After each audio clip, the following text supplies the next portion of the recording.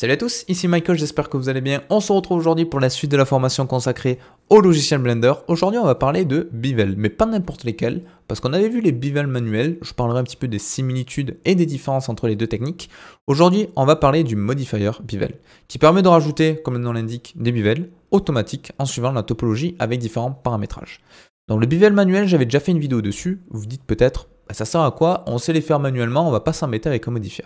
Alors effectivement, le bevel manuel, c'est très pratique parce que je peux facilement passer en mode édition, sélectionner cette arête-là par exemple, faire CTRL-B, qui est le raccourci clavier, et tirer un petit peu et rajouter une coupure, et avec la molette, rajouter des subdivisions. Donc au passage, quand on parle de bevel, on entend également parler de chanfrein ou de biseau. Donc des fois, c'est un petit peu similaire, des fois c'est différent en fonction de quel métier utilise ces termes-là, mais voilà, des fois en 3D, c'est à peu près la même chose.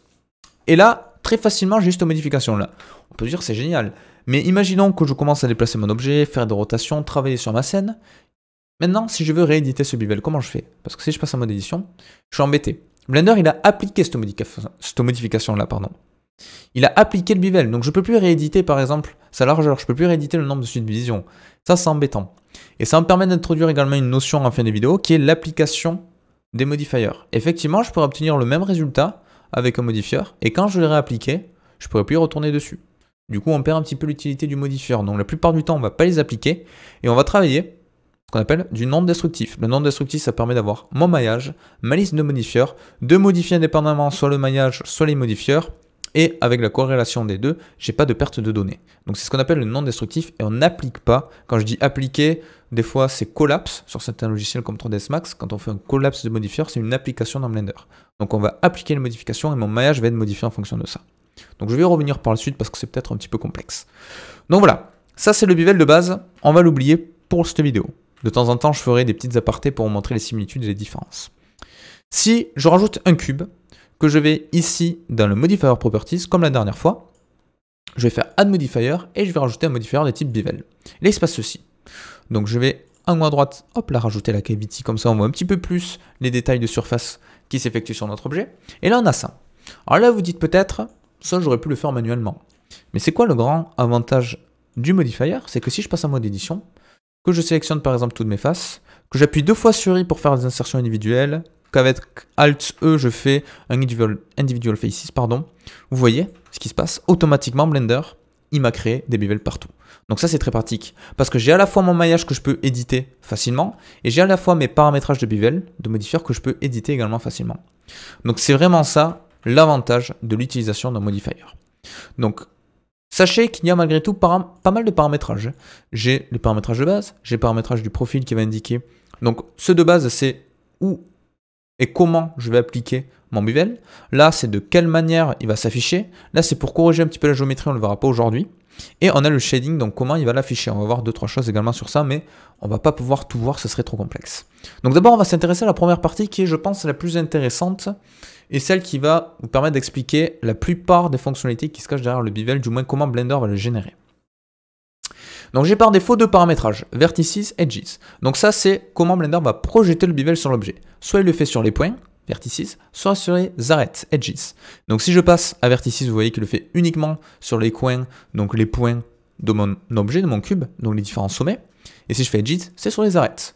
Donc vous pouvez switcher d'un à l'autre, ça ne va pas changer les paramétrages qu'il y a en dessous. Moi pour des questions, peut-être pour que ce soit plus intuitif par rapport à vous, je vais rester en Edges, mais ça marche tout à fait avec les points. Donc j'ai tout d'abord un premier paramétrage qui est très intéressant, qui est le width type, et qui va marcher donc de manière assez explicite, les deux sont étroitement liés avec le amount. Donc par défaut on est en offset, je vous explique ce que c'est, et j'ai le amount. Le amount c'est quoi? Ça va me permettre, on peut voir intuitivement, de changer la taille de ce bevel. Donc on pourrait le faire à peu près approximativement comme ça, je peux rentrer une valeur numérique, mais moi j'aimerais bien vous expliquer ce qui se cache derrière, pardon. Parce que le amount là, à 0,25, vous remarquez que si je change le type de longueur, donc si je passe par exemple en width, vous voyez, avec la même valeur, en restant à 0,25, j'ai pas la même chose qui se passe. Pourquoi? Parce que derrière, il y a un calcul différent. Donc on a tout d'abord le offset. Alors là, comment ça marche? Ça, c'est mon cube de base, ça, c'est mon cube avec le bevel. Qu'est-ce qui s'est passé? Cette valeur-là, 0,25 mètres, c'est tout simplement la valeur qu'il y avait entre l'ancien point et le nouveau dû à ce décalage, d'où le terme offset. Donc en fait, c'est 0,25 mètres, c'est ça en fait. Hop là. Là, juste ici, j'ai mon offset.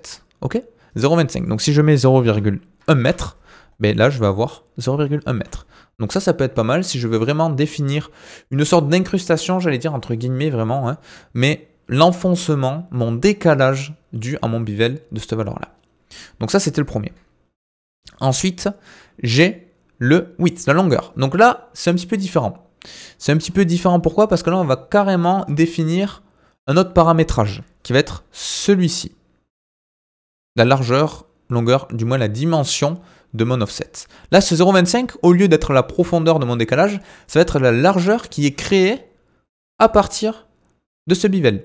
Donc ça peut être pratique, je crois que j'ai dit offset tout à l'heure, à partir de ce bevel, pardon. Ça peut être très pratique si je sais que je modélise par exemple un meuble et que je veux dire à Blender, ben moi je veux que la tranche elle fasse 0,25 mètres. Et là je serai sûr d'avoir une face qui fait cette longueur-là. Si je veux qu'elle fasse 0,3, je mets 0,3, et là je suis sûr qu'ici j'ai 0,3 mètres. Et enfin j'ai la profondeur, donc là c'est un petit peu différent encore, depth, et là ça va être cette dimension-là, c'est de combien il va encastrer, entre guillemets, faire l'incrustation de mon bevel, non pas dans la largeur comme ceci, mais de manière perpendiculaire, donc de combien il va l'introduire. Si je mets 0,5, là j'aurai 0,5 mètres. Donc pour résumer, quand j'ai ma forme de base, voilà, et ma forme en bevel qui est ici, ok, donc ça fait une sorte de triangle, là, vu qu'on est sur un cube, j'ai trois paramétrages, j'ai le offset, donc l'offset il est là, donc ça c'est l'offset, ok, j'ai la longueur qui est ici, donc ça c'est la longueur, la largeur, vous appelez ça comme vous voulez, de votre coupure, de votre bevel, je confonds à chaque fois, c'est la largeur je pense, et on a la profondeur qui est ici. Voilà, donc trois paramétrages. Sachez que, non là c'est le depth, sachez qu'à partir d'un offset vous pouvez retomber sur les mêmes valeurs avec la largeur et la profondeur, mais il faut faire des calculs de Pythagore et tout ça, ça évite de se prendre la tête. Donc rien n'est bloquant, si vous travaillez en largeur par exemple ou en profondeur, vous pouvez obtenir le même résultat qu'avec du offset, mais sachez que vous n'allez pas mettre la même valeur en amount. Okay, et vous avez également le pourcentage, donc là c'est un petit peu différent, je peux définir le pourcentage en fonction du global de mon objet. Donc si je veux un bevel qui prenne une largeur de 1% par rapport à la longueur totale de mon objet, ou 10%, ce sera plus visuel. Je mets 10% et là j'aurai du 10% par rapport à la longueur totale. Ok, et j'ai également le absolute qui se rapproche un petit peu du offset. Donc dans notre cas, il ne va pas y avoir de différence. Vous voyez, si je me mets à 0,16, offset ou absolute, j'ai la même chose. Mais des fois, en fonction de votre topologie, ça va changer. Donc voilà. J'ai ensuite le nombre de segments. Donc le nombre de segments, c'est le nombre de subdivisions qui va être appliqué sur mon bevel. Donc des fois, je confonds un petit peu le terme bevel et offset quand je parle vite.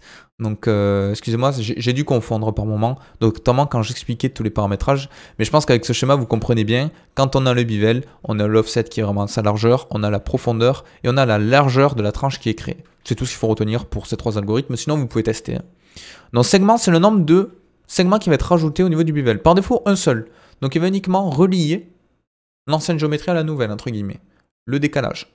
Si je mets 2, vous voyez que j'ai 2 coupures qui vont s'effectuer. 3, j'en ai 3, etc., etc. Je pourrais mettre 25 si j'ai envie. Ça aurait peut-être beaucoup, mais ça permettrait d'avoir quelque chose d'entièrement lisse. Donc j'y reviendrai par la suite quand on verra le profil. Parce que d'abord, ce que j'aimerais bien vous montrer, pour bien voir un petit peu tous les paramétrages, c'est le limite méthode. Mais ouais, parce que là, par défaut, vous avez vu, Blender, il m'a appliqué mon bevel sur l'intégralité de mon objet. Pas tout à fait. En fait, il a appliqué sur mon objet en fonction des arêtes qui correspondent à une certaine limite méthode qui s'appelle ici pour savoir si ça rentre bien, oui ou non, dans les conditions. Par défaut, on a une limite méthode par angle de 30 degrés. Ça veut dire quoi? Ça veut dire que Blender, il va se dire, bon, ici, j'ai un angle, il fait combien? Il fait 90 degrés. Ok. 90 degrés, est-ce que c'est supérieur ou inférieur à 30? C'est supérieur à 30. Donc, il n'y a pas de limite à ce niveau-là. Je lui mets bien un bevel. Donc, on a bien une coupure ici. Si je mets ici, par exemple, 91, ben vous allez voir que ça rentre plus. Ça rentre plus dans la condition qui est ici, c'est bien supérieur.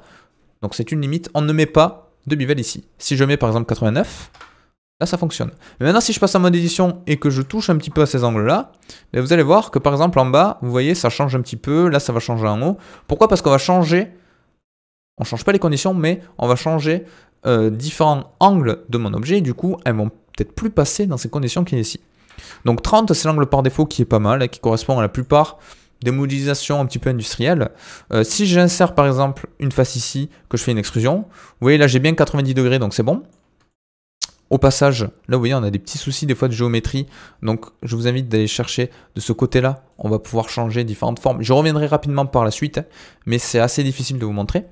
Donc hop là je vais le mettre par exemple comme ceci, voilà. Donc là vous voyez que j'ai bien un bivel qui s'effectue ici, parce on rentre encore dans ces conditions-là. Mais si avec S, je réduis jusqu'à obtenir voilà, quelque chose qui ressemble à ça, vous voyez, hop là, mon angle est inférieur à 30 degrés, du coup, pas de bivel. On rentre dans la limite. Donc c'est à ça que sert le limit méthode. C'est en fonction d'un certain seuil d'angle que Blender va appliquer mon bivel. Donc ça peut être pratique. J'ai également le none, normalement, voilà, le premier, qui me dit tout simplement, qui indique à Blender, mais tu m'appliques le bivel sur l'intégralité de mon objet, pas de limite, tu t'embêtes pas. Ça peut être également intéressant. Le white, c'est un petit peu particulier. On a le vertex group. Donc ça permet de définir à Blender en groupe de vertex. Donc je rappelle que les vertex, ce sont des points en 3D. Et je peux lui dire, du coup, définir à cet endroit tu m'as bivel, à cet endroit tu m'en mets un, là tu m'en mets un autre, etc., etc. Donc je pourrais créer plusieurs modifieurs. Voilà, superposer plusieurs. Et lui dire, donc là tu me mets le bivel que j'appelle bivel numéro 1, là tu m'en mets un autre. Donc ça peut être pratique. Si je peux vous montrer rapidement, parce que ça on l'a jamais vu dans la formation, comment je fais pour créer un groupe de points. Je vais passer en mode édition. Je vais aller à droite ici, dans le Object Data Properties, et dans Vertex Group, je vais cliquer sur plus. Et je vais l'appeler par exemple groupe bivel. Voilà. Maintenant, je peux sélectionner par exemple cette face-là, avec pourquoi pas cette arête, et je fais Assign. Et là, il va automatiquement m'assigner tous les points que j'ai sélectionnés. Voilà. Dans ce groupe-là. Et maintenant, si je retourne ici, dans mon modifieur, par défaut, là ça n'a rien changé, hein, parce que je lui ai dit, la limite c'est le vertex group, mais je ne lui ai pas indiqué de groupe, donc il suffit de cliquer ici, sélectionner mon groupe, et vous voyez, ça me le met bien uniquement sur ce que j'avais sélectionné, donc uniquement ces arêtes-là. Donc je pourrais repasser en mode édition, sélectionner uniquement ces points-là, par exemple, faire un autre groupe pour vous montrer que ça fonctionne, donc je crée un groupe que j'appelle groupe 2, je fais Assign, uniquement sur ma face du dessus, et maintenant si je retourne dans mon bivel et que je mets le groupe 2, ça le met uniquement en haut. Donc ça c'est très pratique, vous pouvez créer plusieurs groupes, les différencier en fonction des modifieurs et vous pouvez vraiment créer ce que vous souhaitez. Donc voilà. Pour le profil, je vais augmenter un petit peu le nombre de segments, je vais me mettre à 25. Vous voyez que par défaut, on a quelque chose qui est arrondi, ça c'est dû au super ellipse qui va interpoler en fait la position de chacune des subdivisions, des 25 en l'occurrence, avec une forme de 0,5, donc c'est quelque chose qui est arrondi. Arrondi vers l'extérieur, bombé vers l'extérieur. Si je passe en vue de face, avec 1, vous voyez que si je réduis par exemple cette valeur-là, on va avoir quelque chose de linéaire à 0,25. Et si je réduis encore, on a quelque chose qui est arrondi mais vers l'intérieur. Donc vous pouvez jouer avec ça. Si j'accentue trop mes valeurs, on a quelque chose qui est carrément linéaire. Mais voilà, ça peut être utile. Et ce qui peut être intéressant également, c'est le custom. Le custom, c'est quoi? On a des presets déjà, donc ça c'est intéressant. Je peux mettre par exemple un cornice holding, et vous voyez que ça me rajoute bien quelque chose qui est assez intéressant, qui est un preset par défaut, ouais, sur ma topologie. J'ai également du crown, enfin voilà, vous avez plein de presets, du crown molding, pardon, du support loop, vous avez plein de choses. Et ce qui est intéressant, c'est qu'on a, avec le default, quelque chose qui me permet d'éditer manuellement. Donc je pourrais très bien faire ma propre forme personnalisée, voilà, par exemple quelque chose qui ressemble à ça. Et voilà, et là j'aurai la modification sur mon objet. Donc ça peut être intéressant. C'est un petit peu ce qu'on avait dans le bivel personnalisé, mais là, comme je dis, l'avantage, c'est que si je passe en mode édition, que je fais une insertion de face, que j'extrude ensuite cette face, vous voyez, tout va s'effectuer ici. Donc là, on a des petits soucis d'affichage qu'on pourrait régler avec le géométrie. Ici, je vais vous montrer ce que j'avais fait tout à l'heure, ce sera plus simple, pour que vous puissiez bien comprendre ce qui se passe. Je ne vais pas rentrer dans les détails parce que c'est assez compliqué, mais si je vais dans bivel, si j'insère une face, voilà, là, que je fais une petite extrusion comme ceci. Vous voyez, Blender, il ne sait pas trop comment calculer cette partie-là. Parce que j'ai pas assez de distance pour afficher mon bivel. Donc là, il doit faire une sorte de fusion. Et ceci, je peux le gérer ici dans géométrie avec le meter outer et inner. Vous voyez, là, je suis en sharp. Si je passe en patch, il me fait quelque chose d'un petit peu différent. En arc, il me fait encore quelque chose de différent où il va carrément couper ici. Et en fonction de si c'est à l'intérieur ou à l'extérieur, vous pouvez changer tous ces paramétrages-là. Donc voilà, ça, vous pouvez le regarder. Je vous avoue que aujourd'hui, on ne va pas trop s'y intéresser. Mais voilà, sachez que ça existe. Hop là. Et enfin, on a le shading qui peut être intéressant, notamment ceci dont je voulais vous parler, le Material Index. Le Material Index, par défaut, il est à -1. C'est-à-dire que si je passe en haut à droite d'un Viewport Shading Preview Mode, on a le même matériau partout qui est celui-ci, voilà, par défaut. Donc je vais l'appeler Ouais, Material 001, c'est très bien. J'en crée un second. Voilà, Material 002. Et lui, je vais le mettre par exemple en noir comme ceci. Je vais faire une sorte de métal. Voilà, hop là. Par défaut, vous voyez, il est appliqué nulle part. C'est tout à fait normal parce que Blender, il va prendre ce matériau-là. On ne lui a pas assigné à cette face-là un matériau. Là, je suis un petit peu embêté parce qu'on a vu que pour assigner un matériau, je dois passer en mode édition et sélectionner les faces auxquelles je veux assigner un matériau. Sauf que là, vu qu'on a un modifieur, ben, je ne peux pas vraiment sélectionner ces faces-là. Je pourrais essayer ici d'activer ou non en edit mode, mais je ne peux pas vraiment. Je peux uniquement sélectionner les faces de ma topologie de base. Ben, on a quelque chose qui s'appelle Material Index qui me permet de choisir le matériel que je veux sur mon bevel. Là, vous voyez, par défaut, il est à -1, donc ça prend le matériau de base. 0, ça prendra celui de 0. Si je me mets 1, il va aller chercher ici l'index numéro 1. Donc ça, c'est le 0, ça, c'est le 1. Donc sur tous les bevels, il va bien mettre le second matériau. Donc ça peut être très pratique. Donc voilà, c'est à peu près tout pour le bevel. Vous voyez, il y a pas mal de modifications quand même. L'avantage, c'est que là, je peux continuer à modéliser automatiquement. Il va m'appliquer les matériaux, voilà, sur les bevels. Donc ça peut être également très intéressant. Et je peux également appliquer ceci. Donc ça me permet d'introduire cette notion parce que je n'en ai pas encore parlé. Pour appliquer un modifieur, plusieurs possibilités. Soit je clique sur la petite flèche, je fais Apply. Je peux au passage le dupliquer aussi. Soit je fais CTRL A. Et là, il me l'applique. Mais quand il me l'a appliqué, ben, je perds un petit peu l'avantage d'utiliser un modifieur parce que si je passe en mode édition, vous voyez que appliquer, ben, effectivement, j'ai bien mes faces. Donc je peux facilement réassigner si je veux mes matériaux, je peux recréer même des bevels avec CTRL B si j'ai envie, mais là je peux plus remodifier mes paramétrages. Et surtout si je repasse en mode édition, que je fais une insertion avec une extrusion, ben là j'ai plus de bevel qui est appliqué. Donc ça peut être utile dans certains cas, mais la plupart du temps on va quand même garder la liste de modifieurs pour travailler comme j'ai dit en non destructif. Donc voilà, c'est tout pour aujourd'hui, j'espère que vous aurez appris des choses. N'hésitez pas à me le dire en commentaire, n'hésitez pas à vous abonner à la chaîne si vous le voulez, à me suivre sur Twitter, Instagram et sur Twitch, où je suis présent tous les soirs, donc c'est une plateforme où je fais des directs, tous les soirs sauf le mardi où je suis sur YouTube, mais sinon je suis sur Twitch, donc vous pouvez passer, faire un petit coucou. Le Discord également qui est dans la description si vous voulez poser vos questions, pardon, et je vous dis à très prochainement, je sais pas si ça se dit, à très vite, pour la prochaine vidéo, ciao.